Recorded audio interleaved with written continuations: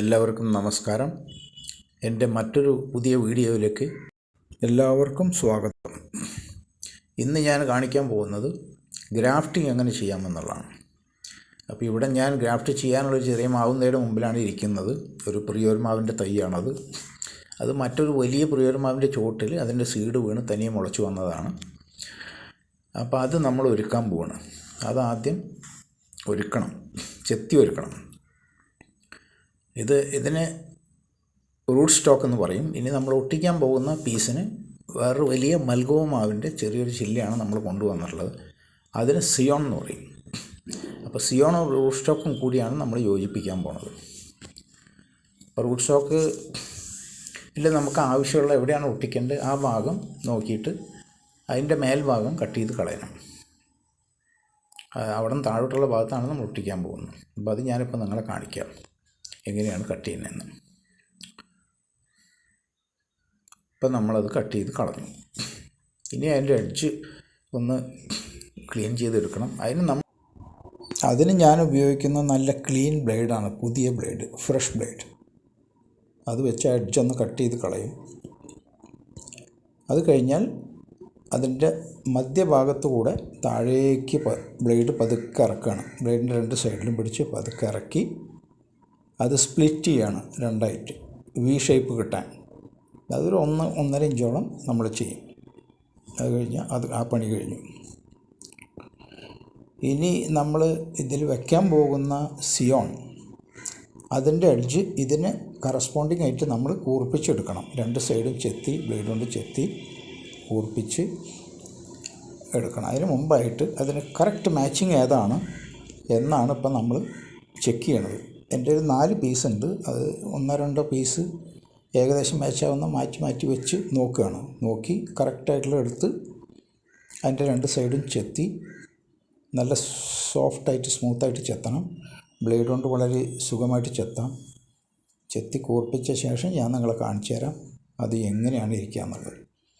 അതാണ് നമ്മൾ അതിലേക്ക് ഇറക്കി വയ്ക്കാൻ പോണത്. ഇറക്കി വെച്ച് നാട ചുറ്റണം, കെട്ടണം, കവറിടണം, അങ്ങനെ കുറച്ച് പണികളൊക്കെ ഉണ്ട്. അത് ഞാൻ ഇപ്പോൾ കാണിച്ചു തരാം. അത് ചെത്തി പൂർത്തിയായി കഴിഞ്ഞാൽ എഡ്ജ് എങ്ങനെ ഇരിക്കും എന്നുള്ളത് നിങ്ങൾക്ക് കൃത്യമായിട്ട് കാണാം. രണ്ട് സൈഡും ബ്ലേഡ് കൊണ്ട് ചെത്താണ്. ഇപ്പോൾ കാണാം. ഇതുപോലെയാണ് എഡ്ജ് ഇരിക്കേണ്ടത്. നല്ല നീറ്റായിട്ട് രണ്ട് സൈഡും ചെത്തിയിട്ടുണ്ട്. ഇനി അത് നമ്മളതിലേക്ക് ഇറക്കി വയ്ക്കുന്ന നടപടിയിലേക്ക് കിടക്കുകയാണ്.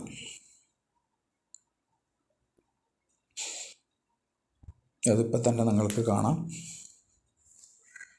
നിങ്ങൾക്ക് ഇത് ചെയ്തു നോക്കാവുന്നതാണ്. ഈസിയാണ്, ആർക്കും ചെയ്യാതെ വളരെ ഈസിയാണ്. ചെയ്താൽ നല്ല റിസൾട്ട് കിട്ടും. ഇതാണ് നമ്മളത് കടത്തി വയ്ക്കുകയാണിപ്പോൾ. കടത്തി നല്ലപോലെ താഴ്ത്തി അമർത്തി വെച്ച് രണ്ട് സൈഡും കറക്റ്റല്ലേ എന്ന് നോക്കണം. രണ്ട് സൈഡും അതിൻ്റെ തൊലികൾ തമ്മിൽ ടച്ച് ആവണില്ലേ എന്ന് നോക്കണം. കാമ്പിയം ലെയേഴ്സ് ആണ് സ്കിൻ അല്ലെങ്കിൽ തൊലികൾ, അത് ടച്ച് ആവണില്ലേ എന്ന് നോക്കണം. നോക്കിയിട്ട് വേണം അടുത്ത സ്റ്റെപ്പിലേക്ക് കിടക്കാൻ. അടുത്ത സ്റ്റെപ്പ് നാട ചുറ്റലാണ്. അപ്പോൾ അതിന് നാട ഞാൻ ഉണ്ടാക്കും. ബേക്കറിയിൽ നിന്നൊക്കെ കിട്ടുന്ന നല്ല ഫുഡ് പാക്കിങ് ഉപയോഗിക്കുന്ന വൈറ്റ് കവേഴ്സ് കിട്ടും, തിൻ കവേഴ്സ്. അത് വാങ്ങി സിസേഴ്സിൽ കട്ട് ചെയ്ത് ഒരു 1-1.5 ഇഞ്ച് വീതിയിലുള്ള നാട ഉണ്ടാക്കണം.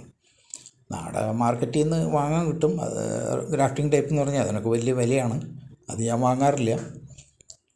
അപ്പോൾ ഇത് നമ്മൾ തന്നെ കട്ട് ചെയ്തുണ്ടാക്കുന്ന നാടയാണ്. അത് ചുറ്റാൻ പോവുകയാണ്. ഇതാണ് നാട ചുറ്റൽ. നാട പരമാവധി നമുക്ക് കഴിയാവുന്ന അത്ര ടൈറ്റായിട്ട് ചുറ്റണം. അധികം ടൈറ്റാക്കാൻ പറ്റില്ല, കാരണം വലിച്ചാൽ നാട പൊട്ടിപ്പോരും. അധികം ബലം പ്രയോഗിക്കാൻ പറ്റില്ല. അധികം ബലം കൊടുത്തു കഴിഞ്ഞാൽ നാട പൊട്ടിപ്പോരും. അപ്പോൾ നാട പൊട്ടാതിരിക്കണം, എന്നാൽ കുറച്ച് ടൈറ്റ് ആവുകയും വേണം. നാട ചുറ്റണ നിങ്ങൾക്ക് കാണാം. ഇപ്പോൾ നാട ചുറ്റിക്കഴിഞ്ഞാൽ നമ്മളൊരു വള്ളി ഉപയോഗിച്ച് കെട്ടണം. അത് എല്ലാവരും ചെയ്യാറില്ല, പക്ഷെ ഞാൻ ചെയ്യുന്നുണ്ട് പ്രത്യേകമായിട്ട്.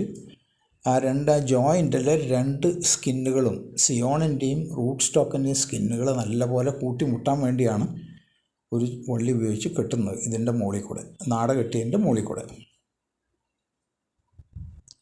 അപ്പോൾ വള്ളി ഇപ്പോൾ കിട്ടും. അവിടെ തന്നെ അവിടെ ഒന്ന് കെട്ടി ഉറപ്പിച്ചതിന് ശേഷം ഒരു ചെറിയ വള്ളി എടുത്തിട്ട് അതിൻ്റെ മുകളിൽ ചുറ്റിക്കെട്ടും.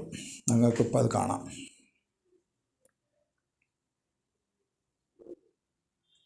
ഇത് പലരും ചെയ്യാറില്ല, എങ്കിലും ഞാൻ ചെയ്യുന്നുണ്ട്. കാരണം അത് കുറച്ചും കൂടി റിസൾട്ട് കിട്ടാനുള്ള സാധ്യത നമുക്ക് കൂട്ടുകയാണ്. കാരണം നമ്മുടെ നാട കൊണ്ട് മാത്രം ചിലപ്പോൾ ഫുൾ ടൈറ്റായിട്ട് സ്കിന്നുകൾ തമ്മിൽ കോണ്ടാക്റ്റിൽ ഇരിക്കില്ല. അപ്പോൾ ആ കോണ്ടാക്റ്റ് ഒന്ന് ഉറപ്പിക്കാൻ വേണ്ടിയിട്ടാണ് ഈ വള്ളി ചുറ്റുന്നത്. ഇത് നമുക്കൊരു 2 ആഴ്ചയോ 3 ആഴ്ചയോ കഴിഞ്ഞാൽ അഴിച്ചു കളയാം. അത് കണക്ഷൻ എസ്റ്റാബ്ലിഷ് ചെയ്ത് 2 ബ്രാഞ്ചസ് എസ്റ്റാബ്ലിഷ് ചെയ്ത് പുതിയ ചെറിയ ഇലകൾ വരുമ്പോൾ ഇത് അഴിച്ചു കളയാം. പിന്നെ ഇത് അധികം കാലം നിർത്തേണ്ട ആവശ്യമില്ല, നിർത്താൻ പാടില്ല. അത് വണ്ണം വയ്ക്കലിനെ തടസ്സപ്പെടുത്തും. ഇനി നമ്മൾ ഉറയിട്ട് മൂടാൻ പോവുകയാണ്. ആ പ്ലാസ്റ്റിക് ഉറ നമ്മൾ ആദ്യം വെള്ളത്തിലൊന്ന് നനച്ചെടുത്തതാണ്. ഇനി അതൊന്ന് വികസിപ്പിച്ച് അതിൻ്റെ മുകളിൽ കൂടി ഇട്ടിട്ട് നല്ല ഒരു വള്ളി ഉപയോഗിച്ച് നല്ല സ്ട്രോങ് ആയിട്ട് എയർ അടക്കാത്ത രീതിയിൽ കെട്ടുകയാണ്. അപ്പോൾ അതിൽ നല്ല ഈർപ്പമുള്ള ഒരു അന്തരീക്ഷം അതിൽ നിലനിൽക്കും. അത് പെട്ടെന്നുള്ള വളർച്ചയ്ക്ക് സഹായിക്കും. ഈർപ്പം ആവശ്യമാണ് ആ ഉറയുടെ ഉള്ളിൽ. ഇത് കെട്ടുന്നതോട് കൂടിയിട്ട് നമ്മുടെ ഗ്രാഫ്റ്റിംഗ് പ്രോസസ്സ് ഏതാണ്ട് കംപ്ലീറ്റ് ആവും. പിന്നെ ഞാൻ നിനക്ക് കുറച്ച് അതിൻ്റെ ബാക്ക്ഗ്രൗണ്ടിൽ ഇത് വളരെ ഈസി ആയിട്ടുള്ളൊരു മെത്തേഡാണ്. നിങ്ങൾക്ക് എല്ലാവർക്കും വീട്ടിൽ ചെയ്തു നോക്കാം. നിങ്ങൾക്ക് ഒരു മാവിൽ തന്നെ നിരവധി മാവുകൾ വെച്ച് പിടിപ്പിക്കാൻ പറ്റും ചില്ലകൾ. അപ്പോൾ നിങ്ങൾക്ക് ഒരു മാവിൽ നിന്ന് തന്നെ 5 or 10 മാങ്ങ കിട്ടാവുന്ന രീതിയിൽ ചെയ്തെടുക്കാൻ പറ്റും.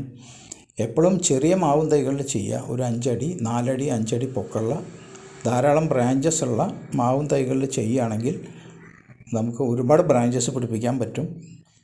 അത് നിങ്ങൾക്ക് വളരെ ഗുണകരമായിരിക്കും. ഈസി ആയിട്ട് ചെയ്യാം, ഒരു ബുദ്ധിമുട്ടുമില്ല. ഫാമുകളിലും ചെയ്യാൻ പറ്റും, വീടുകളിലും ചെയ്യാൻ പറ്റും. എല്ലാവർക്കും ഇത് ചെയ്ത് പലതരം മാവ് ഉണ്ടാക്കാനായിട്ട് സാധിക്കും. ഒന്നിൽ നിന്ന് തന്നെ, ഒരു മാവിൽ നിന്ന് തന്നെ പലതരം മാങ്ങകൾ കിട്ടുന്ന ഒരു സാഹചര്യം നമുക്ക് ഉണ്ടാക്കാൻ പറ്റും. അപ്പം നിരവധി മാവുകളുടെ ആവശ്യം നമ്മുടെ പറമ്പിലില്ല. മാവുകളുടെ എണ്ണം കുറയ്ക്കാം. നമ്മൾ ഈ ഗ്രാഫ്റ്റിംഗ് ആവശ്യത്തിന് വേണ്ടിയിട്ട് മൽഗോവയുടെ 4 ബ്രാഞ്ചസ് ഞാൻ മുറിച്ച് കൊണ്ടുവന്നിരുന്നു. കാരണം 3-4 ബ്രാഞ്ചസ് ഉണ്ടെങ്കിൽ നമുക്ക് കറക്റ്റ് മാച്ചിങ് ആയിട്ടുള്ളത് കിട്ടുള്ളൂ. അപ്പോൾ ആദ്യം നമ്മൾ ഈ മാവുന്തയുടെ ഏത് ബ്രാഞ്ചിലാണ് ചെയ്യാൻ പോകണം നോക്കണം. ഒബ്സർവ് ചെയ്തിട്ട് പോയിട്ട് വേണം മറ്റത് കട്ട് ചെയ്യാൻ. അപ്പോൾ അതിലൊന്ന് എടുത്ത് ബാക്കി 3 ഞാനിപ്പോൾ നിങ്ങളെ കാണിച്ചത്. ഏറ്റവും 100% മാച്ചിങ് ആയിട്ടുള്ള ഒരെണ്ണമാണ് ഞാനെടുത്ത്. ബാക്കി 3 നമ്മൾ ഡിസ്കാർഡ് ചെയ്യുക, അല്ലെങ്കിൽ അതിനനുയോജ്യമായിട്ടുള്ള വേറെ ഏതെങ്കിലും മാവുന്ത ഉണ്ടെങ്കിൽ അതിലൊട്ടിച്ചു കൊടുക്കുകയും ചെയ്യാം. ഇത്രയും സമയം എൻ്റെ വീഡിയോ ക്ഷമയോടെ കണ്ടുകൊണ്ടിരുന്ന എല്ലാവർക്കും നന്ദി, നമസ്കാരം.